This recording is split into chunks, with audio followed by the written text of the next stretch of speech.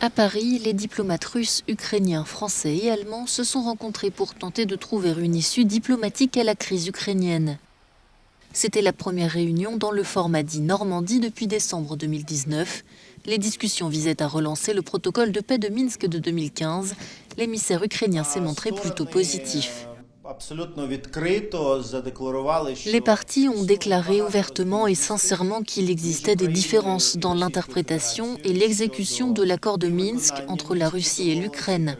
Mais il existe une volonté de continuer à travailler pour réduire ces différences. L'ambassadeur russe s'est montré plus critique. Il a estimé que le format Normandie ne permettait pas d'avancer sur la résolution du conflit.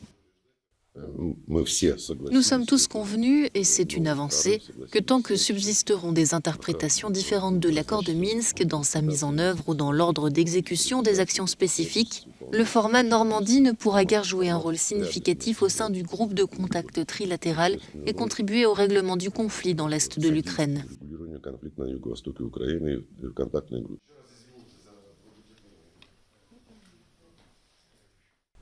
Les discussions entre les conseillers politiques d'Ukraine, de Russie, de France et d'Allemagne à Paris ont duré plus de 8 heures.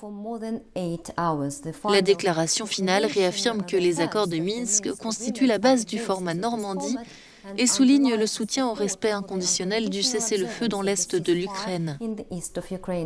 Elle indique que toutes les parties sont déterminées à réduire les désaccords actuels et sont prêtes à se réunir à nouveau dans 2 semaines à Berlin. À Moscou, l'ambassadeur américain John Sullivan a remis la réponse de l'administration américaine au projet russe de traité bilatéral sur les garanties de sécurité qui demande notamment le retrait de l'Ukraine de l'OTAN. Washington a indiqué soutenir le droit de l'Ukraine à poursuivre son adhésion.